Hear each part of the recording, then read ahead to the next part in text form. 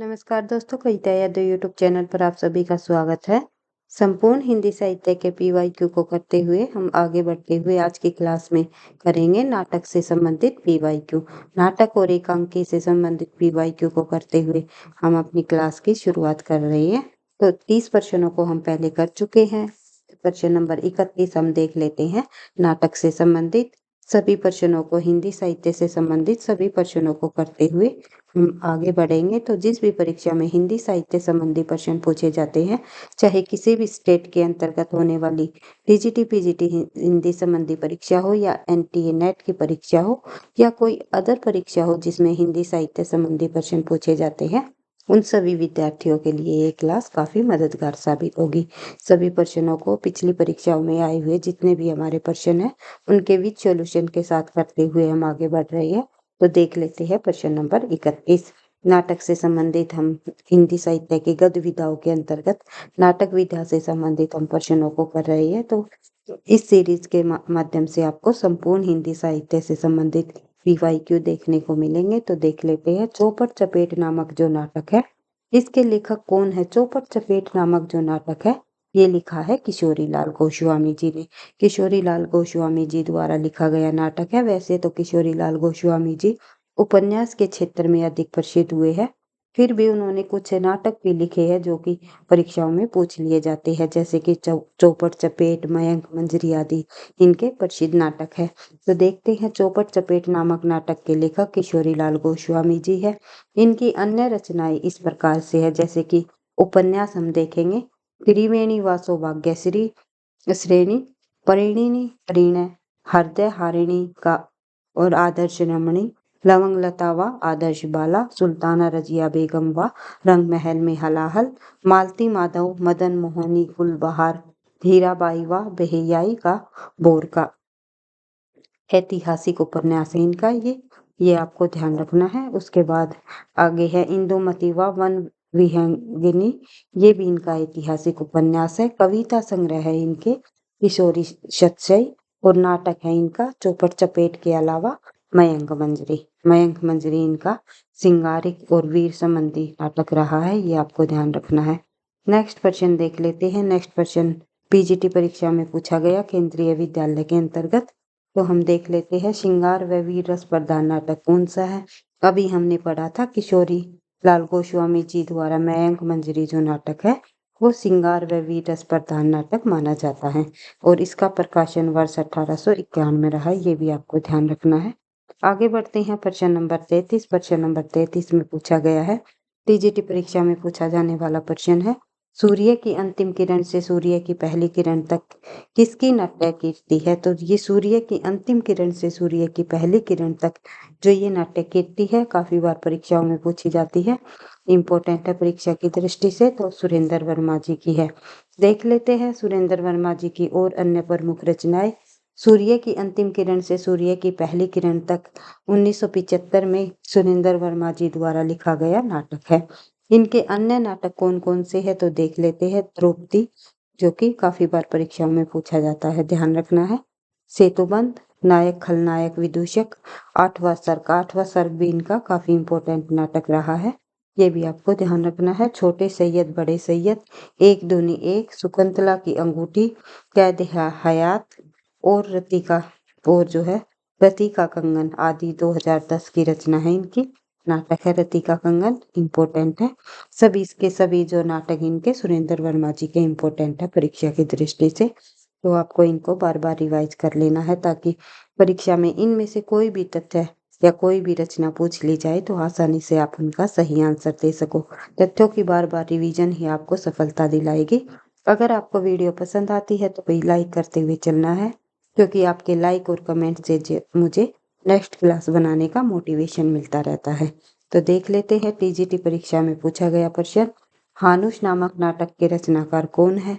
हानुष नामक जो काफी इंपॉर्टेंट नाटक रहा है, परीक्षा में बार बार पूछा जाता रहा है, ये है विषम साहनी जी का। विषम साहनी जी के और अन्य नाटक हम देखेंगे कि हानुष नाटक के रचनाकार विषम साहनी है। इनकी रचना 1977 में की गई। यह नाटक चेकोस्लोवाकिया में प्रचलित एक लोक कहानी पर आधारित है। और इनके अन्य नाटक है भीष्म साहनी जी के, और अन्य नाटक है कबीरा खड़ा बाजार में, काफी इम्पोर्टेंट रहा है ये इनका नाटक। और माधवी, मुआवजे, रंग दे बसंती चोला, आलमगीर, ये जो है सभी भीष्म साहनी जी के नाटक है, जैसे कि कबीरा खड़ा बाजार में, माधवी, मुआवजे और रंग दे बसंती चोला और आलमगीर। और कुसुम कुमार जी के, जो कि अन्य ऑप्शन में दिया गया नाम है, कुसुम कुमार लेखक जो है वे भी नाटक संबंधी लेखक रहे हैं, नाटक लिखे हैं इन्होंने। संस्कार को नमस्कार, ओम क्रांति क्रांति सुनो और सुनो शेफाली, ये इनका इम्पोर्टेंट नाटक है। साथ ही दिल्ली ऊंचा सुनती है, ये भी इनका इम्पोर्टेंट नाटक है, बार बार परीक्षाओं में पूछा जाता रहा है। रावण लीला, माता मिट्टी, सलामी मंच, पवन चतुर्वेदी की डायरी। जबकि रमेश बख्शी जी के प्रमुख नाटक है देवयानी का कहना, काफी बार पूछा जाता है। तीसरा हाथी भी इनका इम्पोर्टेंट नाटक है रमेश बख्शी जी का। वामाचार, यादों के घर, कसे हुए तार, ये जो है रमेश बख्शी जी के प्रमुख नाटक रहे हैं। प्रश्न नंबर 35 में दिया गया है विश्वामित्र नाटक के लेखक कौन है। विश्वामित्र नाटक जो लिखा है, ये लिखा है उदय शंकर भट्ट जी ने। इससे संबंधित कुछ तथ्य देख लेते हैं उदय शंकर भट्ट जी से, और अन्य नाटक हम जब देखेंगे तो देख लेते हैं। विश्वामित्र नामक जो नाटक है उदय शंकर भट्ट जी द्वारा लिखा गया 1938 में। इनके प्रमुख नाटक है विक्रमादित्य, दाहर यासीन पतन, अम्बा, सागर विजय, मत्स्यगंधा, राधा, मुक्तिपथ, शक विजय, अशोक वांदनी और गुरु द्रोण का अंत निरीक्षण, अश्वत्थामा, असुर सुंदरी। गोविंद वल्लभ पंत के नाटक जब हम देखें तो राजमुकुट, कुमार हृदय का भग्नावशेष, अंतपुर का छिद्र, तुलसीदास, आत्मदीप। लक्ष्मी नारायण मिश्र जी के नाटक जब हम देखें तो इनमें शामिल है अशोक, गुरुड़ ध्वज, नारद की वीणा, वत्सराज, चक्रव्यूह इनका काफी इंपॉर्टेंट नाटक रहा है, और अश्वमेघ। आगे बढ़ते हैं प्रश्न नंबर 36। प्रश्न नंबर 36 में पूछा गया है चरणदास चोर किसकी नाट्य कीर्ति है। तो चरणदास चोर जो नाट्य कीर्ति है ये हबीब तनवीर जी की है। हबीब तनवीर से संबंधित भी परीक्षाओं में काफी बार प्रश्न पूछ लिए जाते हैं। काफी प्रसिद्ध नाटककार हुए हैं हबीब तनवीर। पीजीटी परीक्षा 2005 में पूछा गया प्रश्न है, देख लेते हैं इससे संबंधित कुछ और अन्य नाटक।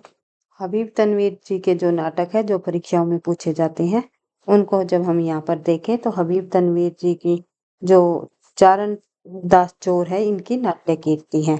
इसका प्रकाशन 1975 में हुआ। इनके अन्य प्रमुख नाटक है आगरा बाजार, शतरंज के मोहरे, लाल शोहरत राय, मिट्टी की गाड़ी, गांव का नाम ससुराल, मोर नाम दामाद, पोंगा पंडित, द ब्रोकन ब्रिज, जहरीली हवा, राज रक्त आदि इनके प्रमुख नाटक है हबीब तनवीर जी के। ध्यान रखना है हबीब तनवीर जी से संबंधित कुछ और अन्य तथ्य हम महत्वपूर्ण बिंदु देखते हैं। तो हबीब तनवीर का पहला नाटक आगरा बाजार है, ये आपको ध्यान रखना है, जो कि काफी प्रसिद्ध हुआ है और इम्पोर्टेंट है परीक्षा की दृष्टि से। आगे बढ़ते हैं चारण चोर एडिनबर्ग इंटरनेशनल ड्रामा फेस्टिवल 1982 में पुरस्कृत होने वाला पहला भारतीय नाटक था। उसके बाद देखते हैं तीसरा पॉइंट हमारा, हबीब तनवीर को थिएटर का विश्वकोश भी कहा जाता है। तो कई बार पूछ लिया जाता है थिएटर का विश्वकोश इनमें से किस लेखक को कहा जाता है, तो हबीब तनवीर जी को ही कहा जाता है। हबीब तनवीर अच्छे अभिनेता, निर्देशक, नाटक लेखक, गीतिकार व कवि, गायक व संगीतकार भी रहे हैं। आगे बढ़ते हैं। नेक्स्ट प्रश्न में पूछा गया है लहरों का राजहंस के नाटककार कौन है। लहरों का राजहंस नामक जो नाटक लिखा, ये लिखा मोहन राकेश जी ने। मोहन राकेश जी द्वारा लिखे गए और अन्य नाटक जब आप यहाँ पर देखोगे तो इनको प्रकाशन वर्ष के अनुसार आपको देखना है। कई बार क्रमानुसार भी पूछ लिए जाते हैं मोहन राकेश जी के नाटक, तो ध्यान रखना है आपको। लहरों का राजहंस 1963 ईस्वी में लिखा गया नाटक। और अन्य प्रमुख नाटक हैं इनके वे हैं आषाढ़ का एक दिन 1958, आधे अधूरे 1969। विष्णु प्रभाजे का जो नाटक है वो है डॉक्टर, युगे युगे क्रांति, टूटते परिवेश, कुहासा और किरण, डरे हुए लोग, वंदनी, अब और नहीं, सत्ता के आर पार, श्वेत कमल। ये सभी नाटक विष्णु प्रभाकर जी के हैं और मोहन राकेश जी के भी नाटक आप लोगों ने देख लिए। तीन नाटक काफी प्रसिद्ध हुए हैं मोहन राकेश जी के, जो बार बार परीक्षाओं में पूछे जाते रहे हैं। आषाढ़ का एक दिन और लहरों का राजहंस और जो है आधे अधूरे। इन तीनों नाटक को आपको इनके प्रकाशन वर्ष के अनुसार याद रखना है। मोहन राकेश से संबंधित कुछ और अन्य तथ्य हम देखें तो मोहन राकेश प्रयोगशील नाटककार माने जाते हैं। कई बार परीक्षा में ये प्रश्न भी पूछ लिया जाता है, निम्नलिखित में से प्रयोगशील नाटककार कौन माने जाते हैं? तो मोहन राकेश जी माने जाते हैं एक प्रयोगशील नाटककार। आषाढ़ का एक दिन कालिदास की काल्पनिक जीवन वर्त पर आधारित है। ये प्रश्न पूछा जाता है कि निम्नलिखित में से कालिदास के काल्पनिक जीवन वर्त पर आधारित कौन सा नाटक है, या मोहन राकेश जी का कौन सा नाटक रहा है? तो आपको ध्यान रखना है आषाढ़ का एक दिन। आगे बढ़ते हैं। लहरों का राजहंस का कथानक अशोक घोष के सूर्य नंद कीर्ति पर आधारित है, ये भी आपको ध्यान रखना है। उसके बाद आधे अधूरे नाटक मध्यम वर्ग के पारिवारिक जीवन की समस्या पर आधारित है। तो देखते हैं, ये भी प्रश्न पूछ लिया जाता है, मध्यम वर्ग के पारिवारिक जीवन की समस्या पर आधारित नाटक मोहन राकेश जी का कौन सा नाटक है? तो आधे अधूरे। किसी भी प्रकार से प्रश्नों को पूछा जा सकता है, तथ्यों को घुमा फिरा कर भी पूछा जा सकता है। आपको सभी तथ्यों की बार बार रिवीजन करते हुए आगे बढ़ते हुए रहना है, ताकि आपको अच्छे से ये सभी रचनाएं और उनसे संबंधित जुड़े हुए महत्वपूर्ण बिंदु याद हो जाए या कंठस्थ हो जाए, तो आप परीक्षा में जो है उसका सही आंसर दे पाओ। देखते हैं आगे प्रश्न नंबर 38। मध्यम वर्ग की पारिवारिक समस्या को दर्शाने वाला नाटक इनमें से कौन सा है? टीजीटी परीक्षा 2013 के अंतर्गत पूछा गया प्रश्न है। आंसर होगा हमारा आधे अधूरे। मोहन राकेश जी का आधे अधूरे नाटक मध्यम वर्ग की पारिवारिक समस्या को दर्शाने वाला नाटक है। आगे बढ़ते हैं प्रश्न नंबर 39। निम्नलिखित में से मोहन राकेश द्वारा लिखित एक नाटक है, इनमें से कौन सा मोहन राकेश जी का नाटक है? मैंने आपको बताया ही था, आषाढ़ का एक दिन, लहरों का राजहंस और आधे अधूरे। इन्हीं नाटकों में से मोहन राकेश जी के नाटकों को परीक्षा में पूछा जाता है, इन्हीं रचनाओं में से। तो आंसर है हमारा लहरों का राजहंस। आगे बढ़ते हैं प्रश्न नंबर 40 देख लेते हैं। गौतम बुद्ध, इनमें से गौतम बुद्ध के आख्यान पर आधारित नाटक कौन सा है? हमने पढ़ा था लहरों का राजहंस जो है गौतम बुद्ध के आख्यान पर आधारित नाटक है। तो देखते हैं, लहरों के राजहंस मोहन राकेश का नाटक है। यह भोग अभोग या पार्थिव अपार्थिव के संघर्ष का नाटक है। यह संघर्ष यहाँ सुंदरी और गौतम बुद्ध की विपरीत जीवन दृष्टियों के माध्यम से अभिव्यक्त हुआ है। इस नाटक में सुंदरी और गौतम बुद्ध के बीच हो रहे संघर्ष में जय पराजय का प्रमाण वे दोनों स्वयं नहीं है, यहाँ उनकी कसौटी नंद है। ये आपको ध्यान रखना है। इसलिए इस नाटक का मूल द्वंद्व सुंदरी नंद और गौतम बुद्ध के त्रिकोणों में उलझा हुआ है। यह अद्भुत नाटकीय विडंबना है कि ये तीनों व्यक्ति अलग अलग जीत कर भी हार जाते हैं। आगे बढ़ते हैं। नेक्स्ट प्रश्न दिया गया है, पीजीटी परीक्षा में पूछा गया प्रश्न है, कौन सा नाटक मोहन राकेश कृत नहीं है? इनमें से जो है रक्त कमल मोहन राकेश जी का नाटक नहीं है, बल्कि किसका नाटक है ये? और अन्य तीनों नाटक आप लोगों ने देख लिए। लहरों का राजहंस, आधे अधूरे और आषाढ़ का एक दिन मोहन राकेश जी का नाटक है। तो रक्त कमल जो नाटक है वो है लक्ष्मी नारायण मिश्र नहीं है भाई, लाल है, ये आपको ध्यान रखना है। लक्ष्मी नारायण मिश्र और लाल में आपको कंफ्यूज नहीं होना है। कौन सी रचना लक्ष्मी नारायण मिश्र जी की है, कौन सी रचना लक्ष्मी नारायण लाल की है, तो ये आपको ध्यान से देखते हुए करते हुए चलना है। तो आगे बढ़ते हैं, नेक्स्ट प्रश्न देख लेते हैं। नेक्स्ट प्रश्न देख लेते हैं तो हमारा प्रश्न में मिलता है कि महाभारत की कथा पर आधारित नाटक इनमें से कौन सा है? महाभारत की कथा पर आधारित जो नाटक है वो आप सभी को पता है, अंधायुग है। अंधायुग धर्मवीर भारती जी द्वारा लिखा गया महाभारत की कथा पर आधारित नाटक है, जिसका प्रकाशन वर्ष 1955 है। कोणार्क जगदीश चंद्र माथुर जी का नाटक है, ये भी इम्पोर्टेंट है परीक्षा की दृष्टि से, काफी बार परीक्षाओं में पूछा जाता है। अंधी गली उपेंद्र नाथ जी का नाटक है। अन्य महत्वपूर्ण तथ्य जब हम देखें तो अंधायुग में महाभारत के 8वें दिन की संध्या से प्रभास तीर्थ के कृष्ण के देहावसान के क्षणों तक की कथा यहाँ पर दिखाई गई है। और अंधायुग एक सशक्त आधुनिक त्रासदी है। अंधायुग एक गीति नाट्य है, तो ये आपको ध्यान रखना है। अंधायुग धर्मवीर भारती जी का गीति नाट्य है। शारदिया नाटक के नाटककार कौन है? शारदिया नाटक के नाटककार इनमें से जो है जगदीश चंद्र माथुर जी रही हैं। शारदिया कोणार्क ये सभी नाटक जो है जगदीश चंद्र माथुर ने लिखा।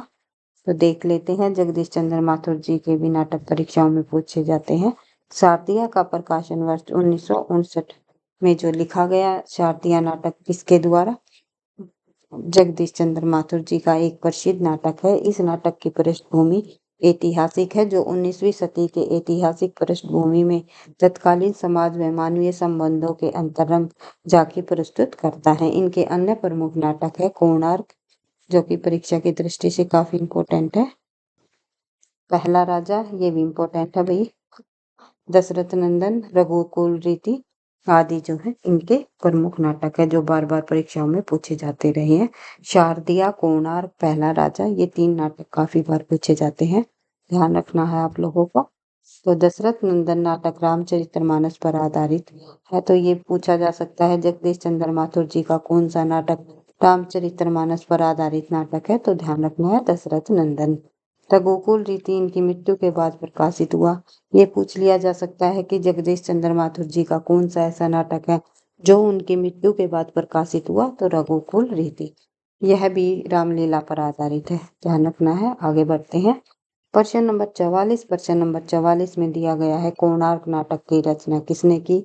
अभी हमने पढ़ा है जगदीश चंद्र माथुर जी ने कोणार्क नामक नाटक की रचना की है।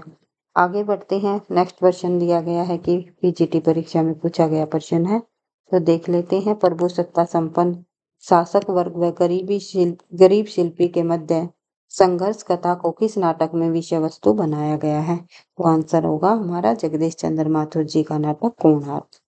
कोणार्क के अंतर्गत प्रभुसत्ता संपन्न शासक वर्ग व गरीब शिल्पी के मध्य संघर्ष की कथा को विषय वस्तु बनाया गया है। आगे बढ़ते हैं। जगदीश चंद्र माथुर ने कोणार्क नाटक के विभिन्न प्रकार के पात्रों, घटनाओं आदि को इस प्रकार संयोजित किया है कि वे विशिष्ट नाटकीय स्थितियों में संश्लिष्ट हो उठते हैं। इसमें संघर्ष के कई आयाम उभरते हैं। प्रभुसत्ता और गरीब शिल्पी के बीच का संघर्ष वस्तुतः कोणार्क का निर्माण एक गहरे अंतर्द्वंद का परिणाम है। आगे बढ़ते हैं। नेक्स्ट क्वेश्चन है प्रश्न नंबर 46। प्रश्न नंबर 46 में पूछा गया है कि सती चंद्रावली और अमर सिंह राठौर नाटकों की रचना किसने की? इन दोनों नाटकों की रचना की है राधाचरण गोस्वामी जी ने। राधाचरण गोस्वामी ने कई बहुत से अच्छे मौलिक नाटक लिखे हैं, जिसमें शामिल है सुदामा नाटक, सती चंद्रावली, अमर सिंह राठौर, तन मन धन गोसाई जी को अर्पण। तो ये कई बार पूछ लिया जाता है। तन मन धन श्री गोसाई जी को अर्पण किसका नाटक है? तो राधाचरण गोस्वामी जी का। इनमें सती चंद्रावली और अमर सिंह राठौर बड़े नाटक है, ये भी आपको ध्यान रखना है।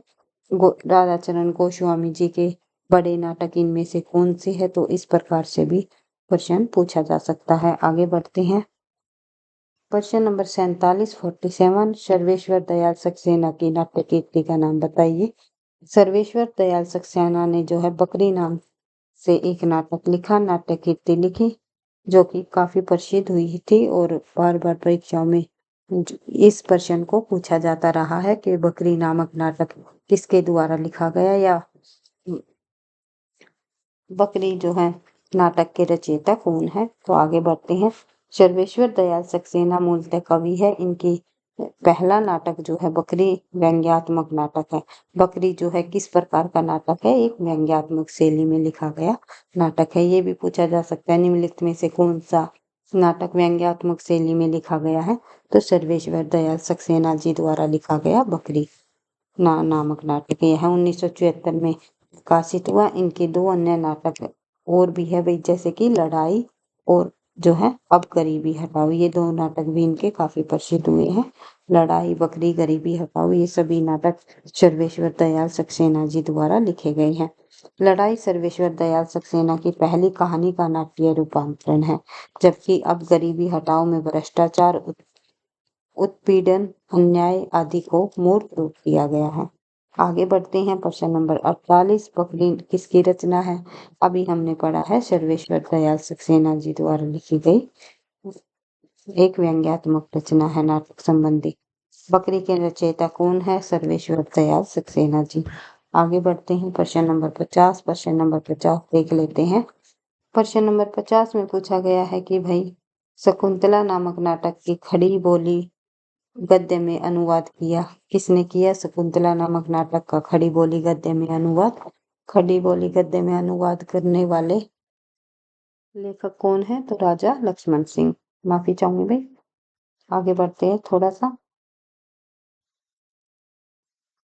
सॉरी। शकुंतला नामक जो नाटक है वो खड़ी बोली गद्य में अनुवाद राजा लक्ष्मण सिंह द्वारा 1861 में किया गया। रघुवंश और मेघदूत नामक नाटक भी इन्होंने हिंदी गद्य में अनुवाद किया है। आगे बढ़ते हैं। प्रश्न नंबर 51 में देखते हैं भारतेंदु युग के केंद्रीय विधा है। तो भारतेंदु युग की केंद्रीय विधा कौन सी मानी जाती है? तो नाटक जो है भारतेंदु युग की केंद्रीय विधा रही है भारतेंदु पूर्व के नाटक, भारतेंदु युगीन नाटक, भारतेंदु जो है उत्तरोत्तर नाटक। किस प्रकार से भारतेंदु युग की केंद्रीय विधा नाटक है। भारतेंदु युग के लेखकों को नाटक और निबंध में अभूतपूर्व सफलता प्राप्त हुई है। आगे बढ़ते हैं। प्रश्न नंबर 52, नहुष नाटक किसके द्वारा लिखा गया? नहुष नाटक लिखा गया है निम्नलिखित में से गोपाल चंद्र जी द्वारा। गोपाल गिरिधर दास भी कह सकते हैं, ये भारतेंदु जी के पिता रहे हैं।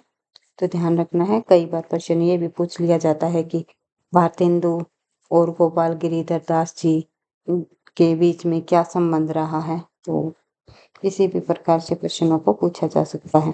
भारतेंदु हरिश्चंद्र के अनुसार विशुद्ध नाटक रीति का ध्यान रखकर हिंदी का सर्वप्रथम मौलिक नाटक नहुष उनके पिता गोपाल चंद्र या अर्थात गिरधर दास जी द्वारा 1859 ईस्वी में लिखा गया। आगे बढ़ते हैं। नहुष नाटक के नाटककार कौन है? तो आंसर होगा गोपाल चंद्र उर्फ गिरिधर दास। आगे बढ़ते हैं तो देखते हैं नेक्स्ट क्वेश्चन है, नहुष नाटक के लेखक बाबू गिरिधर दास का भारतेंदु जी से क्या संबंध है? तो अभी हमने बताया पिता पुत्र का संबंध रहा है दोनों में। आगे बढ़ते हैं तो नेक्स्ट क्वेश्चन देख लेते हैं। नेक्स्ट क्वेश्चन है हमारा प्रश्न नंबर 55। प्रश्न नंबर 55 में पूछा गया है उत्तर प्रियदर्शी नामक गीति नाट्य के लेखक कौन है? उत्तर प्रियदर्शी नामक गीति नाट्य जो लिखा है इसके लेखक अज्ञे जी रहे हैं। अज्ञे जी ने लिखा है उत्तर प्रियदर्शी नामक गीति नाट्य। अज्ञे जी द्वारा लिखे गए गीति नाट्य है ये उत्तर प्रियदर्शी, और इसका प्रकाशन वर्ष 1967 ईस्वी में हुआ। इसमें अशोक का अपने ही भीतर के नरक को भोगने तथा बाहरी और भीतरी नरक के ऊपर उठने का वर्णन दिखाया गया है। उत्तर प्रियदर्शी का पहला मंचन नई दिल्ली में त्रिवेणी कला संगम के खुले रंगमंच व 6 मई 1967 को संपन्न हुआ।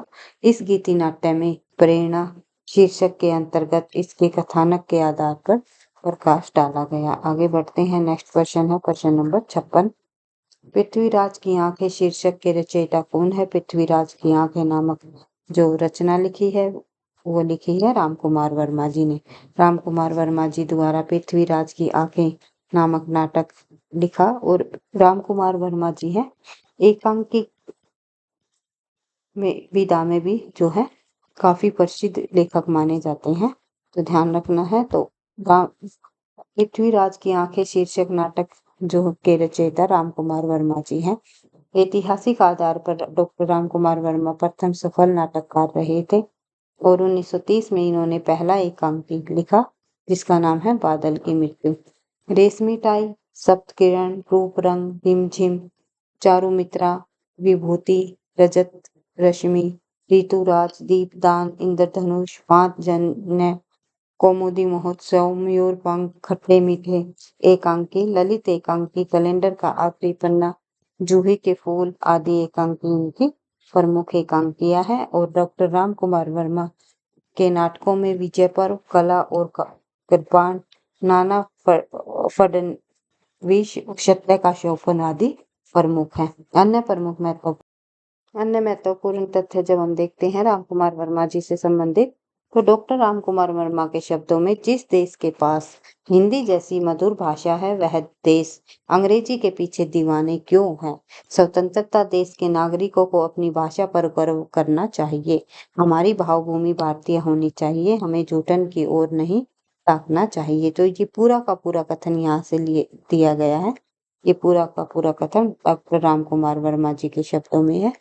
तो ये परीक्षा में ये कथन भी दे दिया जा सकता है कि इनमें से कौन सा ये जो कथन है निम्नलिखित में से किस लेखक द्वारा लिखा गया है, या किस आलोचक का है, या किस विद्वान का है। तो ये पूछा जा सकता है। तो ध्यान रखना है आप लोगों को। डॉक्टर राम कुमार वर्मा जी का कथन है, जिस देश के पास हिंदी जैसी मधुर भाषा वह देश अंग्रेजी के पीछे दीवाना क्यों, वह देश अंग्रेजी के पीछे दीवाना क्यों है जिस देश के पास हिंदी जैसी मधुर भाषा है। स्वतंत्र देश के नागरिकों को अपनी भाषा पर गर्व होना चाहिए, हमारी भावभूमि भारतीय होनी चाहिए और हमें जूठन की ओर नहीं ताकना चाहिए। ये कथन जो है डॉक्टर राम कुमार वर्मा जी द्वारा कहा गया है। कोई उन्हें नाटक सम्राट मानता है तो कोई हिंदी एकांकी का जनक भी कहता है डॉक्टर राम कुमार वर्मा जी को। कोई कहता है आचार्य रामचंद्र शुक्ल के बाद अगर किसी ने प्रामाणिक हिंदी साहित्य का इतिहास लिखा है तो वह है डॉक्टर राम कुमार वर्मा। हिंदी साहित्य का इतिहास नाम से जो है हिंदी साहित्य का इतिहास लिखा है आचार्य रामचंद्र शुक्ल ने। ये आपको पता ही है सभी को, जिसका प्रकाशन वर्ष 1929 रहा है। लेकिन डॉक्टर राम कुमार वर्मा जी द्वारा लिखा गया हिंदी साहित्य का इतिहास किस नाम से इन्होंने लिखा है, ये आपको जो है नीचे कमेंट बॉक्स में लिख करके बताना है। और साथ ही उसका प्रकाशन वर्ष भी आप इंक्लूड कर सकते हो, क्योंकि जब तथ्यों की आप बार बार रिवीजन करते हो तो अगर परीक्षा में वही तथ्य पूछ लिया जाता है तो आपको गलत होने की संभावना नहीं रहती, अधिकतर जो है ठीक होने की ही संभावना रहती है प्रश्न की। जब तथ्यों की जब आप बार बार रिवीजन करके जाते हो तो जितना हो सके आप जो है कमेंट बॉक्स में आंसर दिया करो क्वेश्चनों का। इसके अगर भाई वीडियो आपको पसंद आती है तो लाइक भी अवश्य किया करो, साथ में कमेंट करके भी बताया करो, ताकि मुझे भी इसी तरह नेक्स्ट वीडियो बनाने का मोटिवेशन मिलता रहे और मैं आपके लिए अच्छे से अच्छे जो है हेल्पफुल क्वेश्चन आपके सामने लाती रहूं। डॉक्टर राम कुमार वर्मा ने कवि मन से एकलव्य, प्रायण व अहिल्या जैसे कालजयी संस्कृति महाकाव्य भी लिखे हैं। तो इनके द्वारा ये महाकाव्य भी लिखे गए हैं, ये आपको ध्यान रखना है। आगे बढ़ते हैं। नेक्स्ट क्वेश्चन में यही पूछ लिया गया है उत्तरायण किसकी कीर्ति है। अभी हमने पढ़ा है उत्तरायण जो है डॉक्टर राम कुमार वर्मा जी द्वारा लिखा गया महाकाव्य है। आगे बढ़ते हैं। नेक्स्ट क्वेश्चन में दिया गया है भाई, नेक्स्ट क्वेश्चन हमारा प्रश्न नंबर 60। आज का हम एक सेकंड भाई, प्रश्न नंबर 59 59 आ गया। रेल का विकट खेल नामक जो रचना है वो किसके द्वारा लिखी गई। रेल का विकट खेल नामक जो रचना है वो बालकृष्ण भट्ट जी की रचना है, बालकृष्ण भट्ट जी द्वारा लिखा गया नाटक है। रेल का विकट खेल बालकृष्ण भट्ट जी द्वारा लिखा गया प्रमुख नाटक है। इनके अन्य प्रमुख नाटक बालकृष्ण भट्ट जी के कौन कौन से हैं देख लेते हैं। दमयंती, स्वयंवर, बहन लीला, वेणी संहार, कलिराज की सभा, शिक्षादान, बाल विवाह आदि बालकृष्ण भट्ट जी के प्रसिद्ध नाटक रहे हैं। फिर आज का हमारा अंतिम प्रश्न, प्रश्न नंबर 60, जिसमें पूछा गया है शिव साधना नामक नाटक के लेखक कौन है। शिव साधना नामक जो नाटक है वो हरिकृष्ण जी ने लिखा है। तो ध्यान रखना है, पीजीटी परीक्षा में पूछा गया प्रश्न है ये भी। आगे बढ़ते हैं। शिव साधना नामक जो है 1937 में हरिकृष्ण प्रेमी जी द्वारा लिखा गया नाटक है। इनके अन्य नाटक हैं स्वर्ण विहान, रक्षाबंधन, पाताल विजय, प्रतिशोध, सेठ गोविंद दास जी के प्रमुख नाटक देख लेते हैं। हर्ष प्रकाश कर्तव्य 2 भाग 1935 में।